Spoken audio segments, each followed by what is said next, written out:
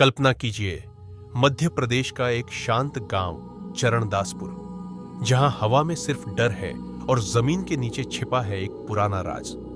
यहां एक के बाद एक रहस्यमयी हत्याएं हो रही हैं और हर लाश के माथे पर बना होता है एक गोल चक्र, मंडला। गांव वाले कहते हैं ये रुक्मणी देवी का काला जादू है, जो मरे हुए अंगों को जोड़कर नया जीवन देना चाहती थी।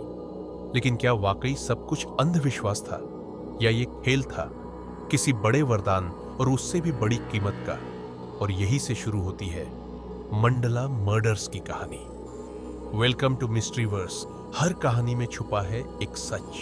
कहानी शुरू होती है उत्तर प्रदेश के एक छोटे और शांत शहर चरणदासपुर में। बाहर से सब कुछ सामान्य लगता है, लेकिन इस शहर के अंदर कुछ बेहद अजीब और डरावना घट रहा है।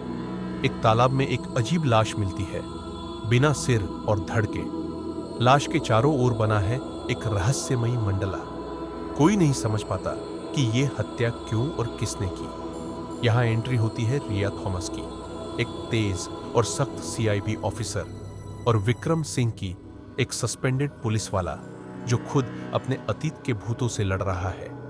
रिया और विक्रम मिलकर इस अजीब मर्डर की जांच शुरू करते हैं। जैसे जैसे वो आगे बढ़ते हैं, एक के बाद एक रहस्यमयी हत्याएं होती है। हर बार एक खास मंडला पैटर्न, हर बार शरीर के अंग गायब। कोई सीरियल किलर है या फिर कोई पागल तांत्रिक? इस बीच एक रहस्यमयी कल्ट सामने आता है। नाम है आयास्टी, एक अंडरग्राउंड ग्रुप जो किसी एंशिएंट शक्ति को वापस लाने की कोशिश कर रहा है। कहते हैं वो शक्ति है यास्ट, एक मिथिकल एंटिटी जिसे कंट्रोल करना नामुमकिन है। रिया की जिंदगी में एक और कनेक्शन उभरता है। उसकी दादी, जो एक साइंटिस्ट थी, इस कल्ट से जुड़ी थी। उन्होंने एक मशीन बनाई थी जो इंसानों की इच्छाएं पूरी कर सकती थी। लेकिन उस मशीन को चलाने के लिए चाहिए था एक बलिदान, इंसानी अंग। जैसे जैसे इन्वेस्टिगेशन गहराता है, विक्रम को पता चलता है कि उसका खुद का परिवार भी इस रहस्य में उलझा हुआ है। उसकी मां और भाई, जिनकी गुमशुदगी अब एक साजिश का हिस्सा लगती है। एक रहस्यमयी लड़की की तलाश शुरू होती है, प्रिंसेस। शायद वही है जो कल्ट के रिचुअल की आखिरी कुंजी है। एक स्पेशलिस्ट जिमी खान आता है, जो आंखों से जुड़े सिंबल्स को डीकोड कर सकता है। उसके बताए सुराग से एक शॉकिंग सच निकलता है, मंडाला पैटर्न सिर्फ डिजाइन नहीं, बल्कि एक मैथमेटिकल कोड है।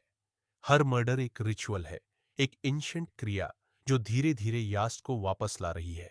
अब रिया और विक्रम को यह समझ आ जाता है कि अगला शिकार कौन हो सकता है, और कौन है इस पूरे खेल की मास्टरमाइंड। अनन्या भारद्वाज, एक पावरफुल पॉलिटिशियन जो इस कल्ट की लीडर है, और एक ऐसा नाम जो रिया के अतीत से जुड़ा है। उनका सामना होता है एक गुफा से, जहां मशीन की तारें जमीन में गड़ी है। टैंक के अंदर एक अधूरा शरीर तैर रहा है। कल्ट तैयार है यस्ट को दोबारा जन्म देने के लिए। विक्रम को अगवा कर लिया जाता है, वो आखिरी कुर्बानी बनने वाला है। रिया को अपनी दादी की पुरानी जर्नल से एक आखिरी सुराग मिलता है। वो गुफा में पहुंचती है और अनन्या को रोक देती है, लेकिन रिचुअल शुरू हो चुका है। एक झटका, एक वार, और यास्ट का अधूरा शरीर टुकड़ों में बिखर जाता है। सब खत्म हो गया? नहीं, कल्ट के कुछ लोग भाग जाते हैं। मशीन फिर से चमकती है। क्या यह अंत है, या बस एक शुरुआत? अब सवाल आपसे, क्या आप समझ पाए इस रहस्य को? क्या यास्ट वाकई मर गया, या अभी भी जिंदा है? कमेंट में बताओ। और अगर आप चाहते हो कि हम सीजन 2 की थ्योरी लेकर आए, तो वो भी जरूर लिखो। लाइक करो, सब्सक्राइब करो, और बेल आइकॉन दबाओ, क्योंकि अगली बार हम लेकर आएंगे एक और रहस्य जो आपके होश उड़ा देगा।